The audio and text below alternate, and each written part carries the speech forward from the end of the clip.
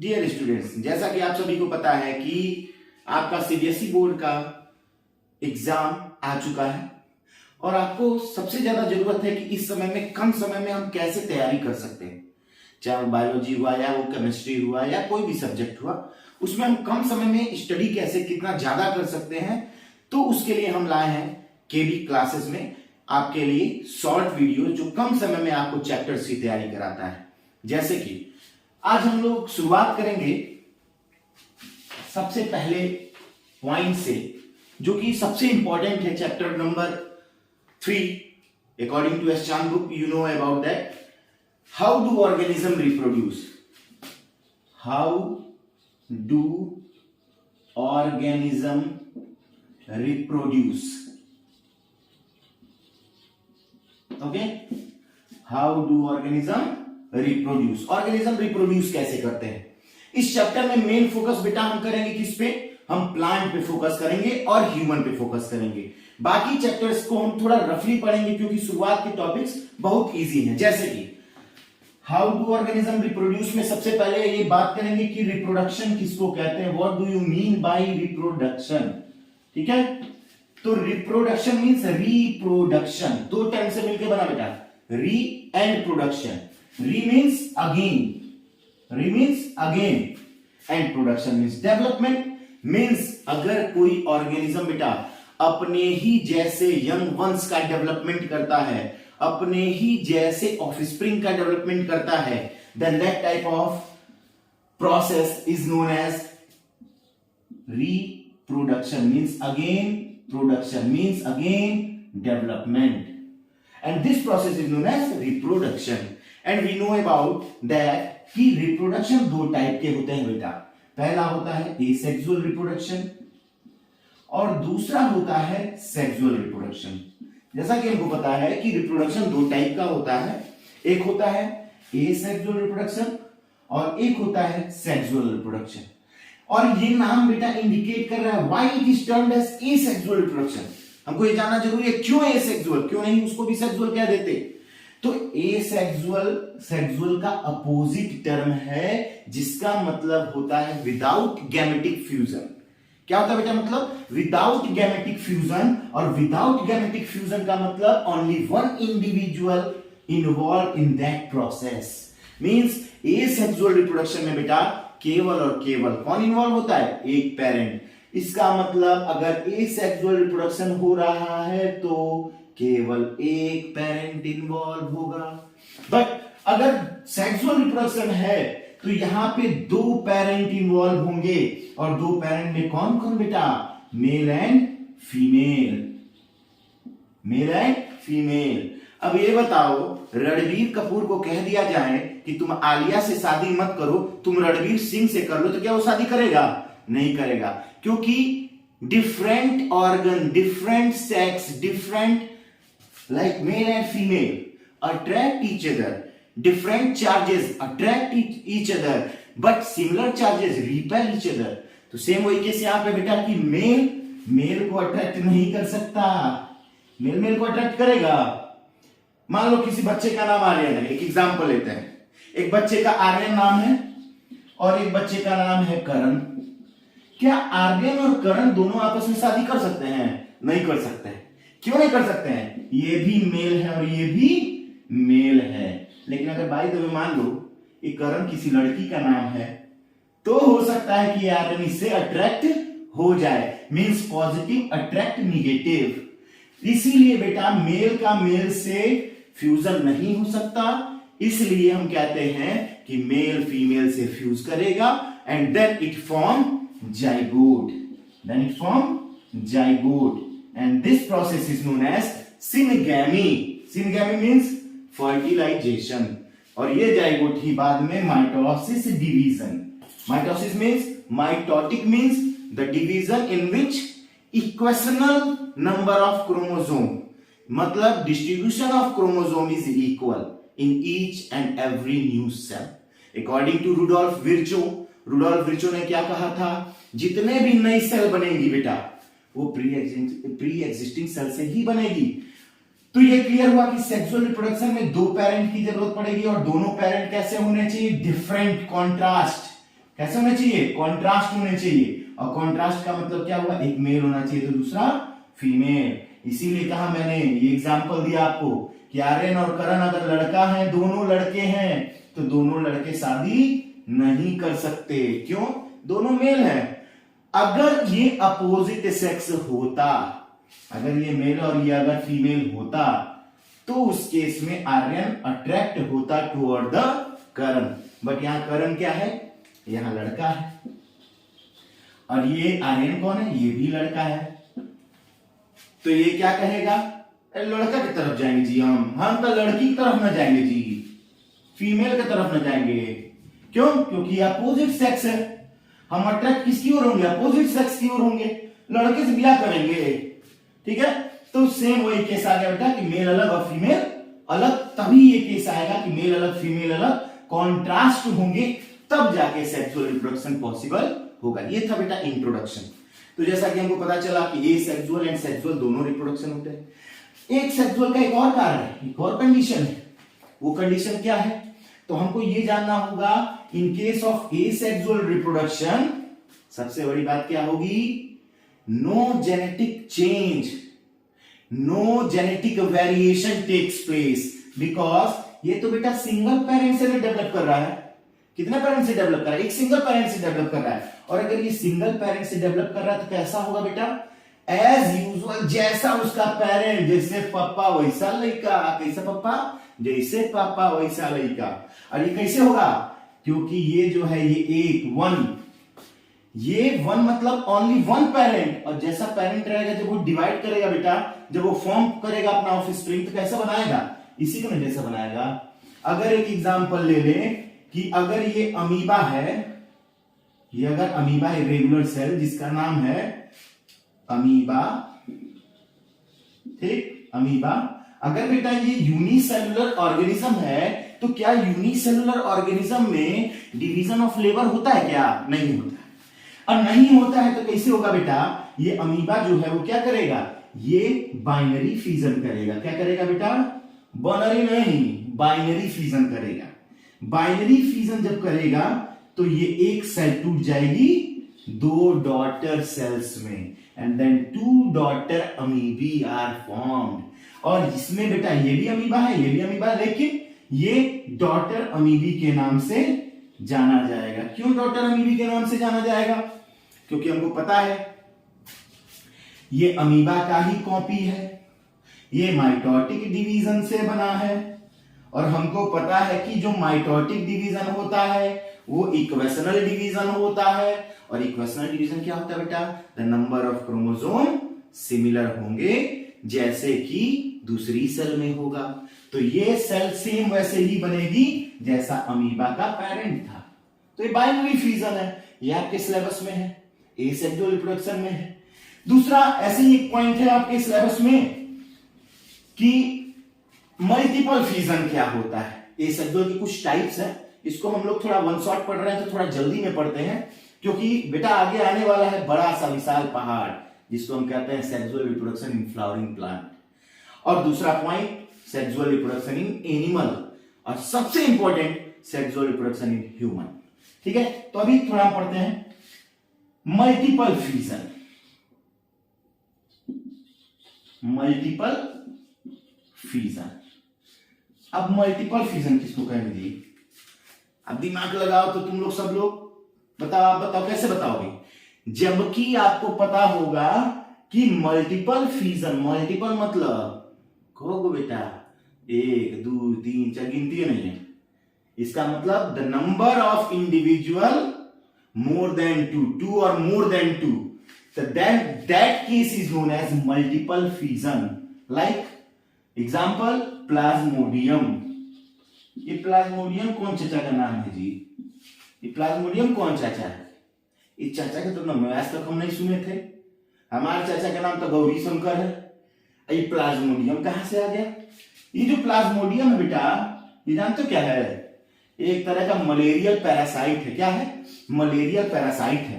और ये जो मलेरियल पैरासाइट है बेटा, ये मलेरिया देता है, हमारे ब्लड में जब जाएगा ना तो वो हीमोज्वाइन बनाएगा जो कि मलेरियल पिगमेंट होता है। लेकिन ये जो प्रोसेस करता है उसका नाम होता है मल्टीपल फ्यूजन। जब बेटा ये लीवर की सेल को इन्फेक्ट करेगा ना, जब ये लीवर की सेल को इन्फेक्ट करेगा ना, तो सबसे पहले ये क्या करेगा, अपने चारों ओर सिस्ट बनाता है, कवरिंग बनाता है, और एक न्यूक्लियस जो है इसका वो कई पार्ट में टूट जाएगा बेटा, और हर न्यूक्लियस थोड़े थोड़े साइटोप्लाज्मिक कंटेंट को लेके ऐसे सेल जैसा स्ट्रक्चर फॉर्म करेगा, और इस कंडीशन को हम लोग कहेंगे मल्टीपल फ्यूजन। जब फेवरेबल कंडीशन आएगा तो इसका सिस्ट बर्स्ट कर जाएगा और ये सभी के सभी बाहर लिबरेट कर जाएंगे। ये होता है बेटा मल्टीपल फ्यूजन।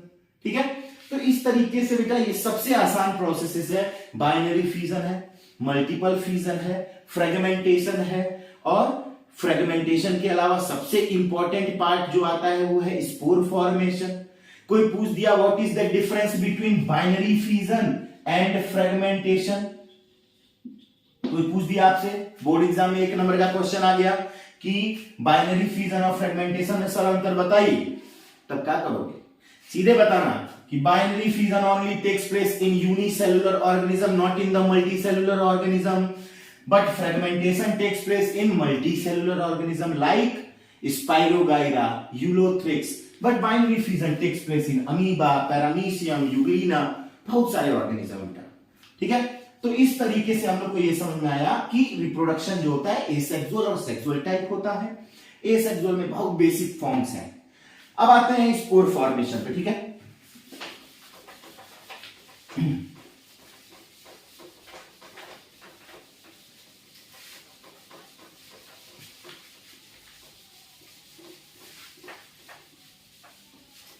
आपको नोट्स भी बेटा इसका मिलता रहेगा इस चैप्टर का। ठीक है, आपको नोट्स की जरूरत होगी, आपको नोट्स मिलेगा, हाई क्लास का नोट्स मिलेगा, 10th लेवल।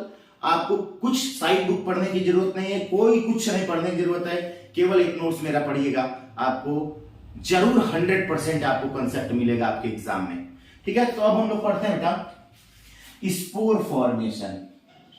हमको लगता है कि ये स्पोर फॉर्मेशन टर्म से आप ज्यादा फेमिलियर नहीं है, लेकिन फिर भी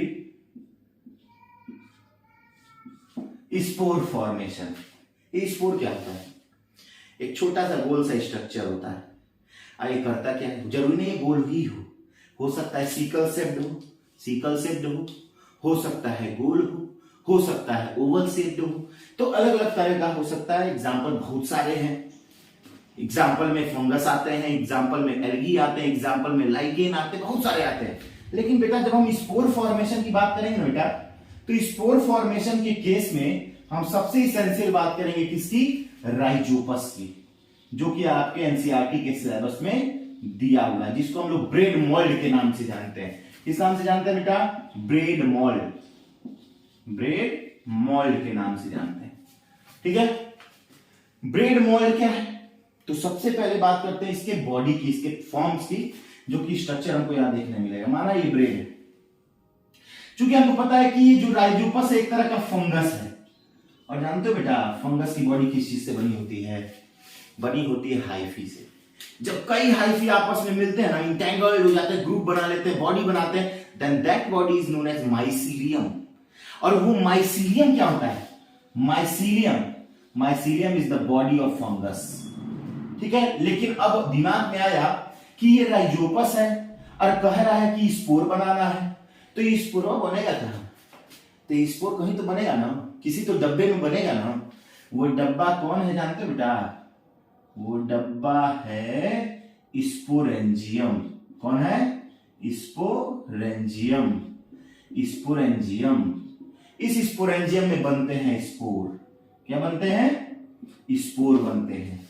और ये जो नीचे वाला पार्ट देख रहे हो बेटा, ये जो पार्ट देख रहे हो, इस पार्ट को बेटा हम क्या कहेंगे, इस पार्ट को हम लोग कहेंगे बेटा स्पोरेंजियोफोर। फोर मतलब होता है बियरिंग, रखने वाला, और स्पोरेंजियो मतलब स्पोरेंजिया को। स्पोरेंजियम को रखने वाले बॉडी को हम लोग स्पोरेंजियोफोर कहते हैं। कई बुक में दिया है कि इसको हम स्टेम कहते हैं, जबकि कहना सही होगा स्पोरेंजियोफोर। और ये जो नीचे होता है रूट लाइक स्ट्रक्चर बनाता है, जिसको हम लोग राइजोइड्स कह सकते हैं। क्या कह सकते हैं, राइजोइड्स कह सकते हैं, जो रूट लाइक स्ट्रक्चर होता है। जबकि ये जो स्पोरेंजियम है जिसके अंदर बेटा ये स्पोर्स बन रहे हैं, तुमको पता है क्या कि ये स्पोर कहां से बनते हैं? नहीं ना पता है। ये जब स्पोर बेटा बनेंगे तो ये इस रीजन से बनेंगे, ये रीजन, ये देख रहा हो जिसको मैं रब करके मिटा रहा हूं, ठीक है, ये देख रहा हो ये वाला रीजन, ये इससे बनेंगे, जो कि स्पोरेंजियोफोर का ही पार्ट है। ये कहलाता है कॉलुमेला। क्या कहलाता है? कॉलुमेला। ये कॉलुमेला ही स्पोर बनाने का काम करता है। अब स्पोर फॉर्मेशन तो हो गया। जब फेवरेबल कंडीशन होगा तो ये स्पोर यहां से इसके स्पोरेंजियम के टूटने से निकल जाएंगे, लिबरेट कर जाएंगे, और लिबरेट करके किसी और नए सरफेस पे गिरेंगे, किसी नए ब्रेड पे गिरेंगे, फिर से अपना फंगस की बॉडी को एक्सपेंड करेंगे with the help of hyphae mycelium. ये होता है बेटा स्पोर फॉर्मेशन। बहुत आसान टॉपिक है, आपको लगेगा टफ, लेकिन बहुत आसान टॉपिक है। फिर एक आता है बडिंग। बडिंग कुछ नहीं है। क्या है बडिंग? हाइड्रा का नाम आपने सुना होगा, इसके ऊपर टेंटिकल्स टाइप स्ट्रक्चर होते हैं, ऐसा सुना है ना। हाइड्रा जो होता है बेटा, ये बहुत बड़ा इंपॉर्टेंट पॉइंट है। ये फ्रेश वाटर सिलेंड्रेट है, और आपको पता होना चाहिए कि ये बडिंग करता है। बड क्या होता है? A natural outgrowth developed by a body, animal और अ प्लांट। ये माना कि ये बड फॉर्म करेगा, और ये बड जस्ट लाइक हाइड्रा की तरह होगा। जब फेवरेबल कंडीशन आएगा, ये बड यहां से डिटैच हो जाएगा, और डिटैच होने के बाद से किसी सरफेस पे जाके गिरेगा और नए बॉडी को फॉर्म करेगा। इसको क्या कहेंगे? बडिंग कहेंगे। तो ये सब आसान टॉपिक है जो आप नॉर्मली पढ़ सकते हो। ग्राफ्टिंग है, लेयरिंग है, कटिंग है, बहुत सारे एग्जांपल्स हैं। तो ये बेटा वन शॉट वीडियो में आपको एक चीज पता चला कि ये सेक्सुअल रिप्रोडक्शन कई मीन से हो सकते हैं। और कोई आपसे पूछे, पहले भी मैंने बताया कि बाइनरी फिजन और फ्रेगमेंटेशन में क्या अंतर है, या ऐसे कह लीजिए फिजन और फ्रेगमेंटेशन में क्या अंतर है। तो फिजन केवल यूनिसेलुलर में होगा, फ्रेगमेंटेशन मल्टी सेलुलर में भी होगा। ठीक है। अब हम आए टॉपिक नेक्स्ट पे, sexual reproduction in flowering plant. आज इंट्रो देते हैं बेटा, नेक्स्ट टाइम आपको मैं इसी चैनल पे केबी क्लासेस में एंड केबी मैं मींस कार्तिकेय भारद्वाज आपके लिए हमेशा तैयार रहूंगा। केमिस्ट्री और बायो के लिए क्लास 10th और क्लास 12th और 11th के बायोलॉजी के लिए मैं आपके साथ रहूंगा, और आप इस वीडियो को देखेंगे, आपको जरूर कोई ना कोई किसी न किसी तरीके से हेल्प मिलेगी सीबीएसई बोर्ड के एग्जामिनेशन में। ठीक है। तो अब आते हैं sexual reproduction in flowering plant. ठीक है, sexual reproduction in flowering plant. अब बेटा फ्लावरिंग प्लांट में, फ्लावरिंग प्लांट को हम कॉमनली किस नाम से जानते हैं? एंजियोस्पर्म के नाम से जानते हैं। किस नाम से जानते हैं? एंजियोस्पर्म के नाम से जानते हैं। अब ये एंजियोस्पर्म क्या होते हैं? तो जो फ्लावर देते हैं वो एंजियोस्पर्म। अब फ्लावरिंग प्लांट क्या है? तो एंजियोस्पर्म को फ्लावरिंग प्लांट कहते हैं, जबकि आप लोग मार्केट में देखते हैं, घर पे देखते हैं।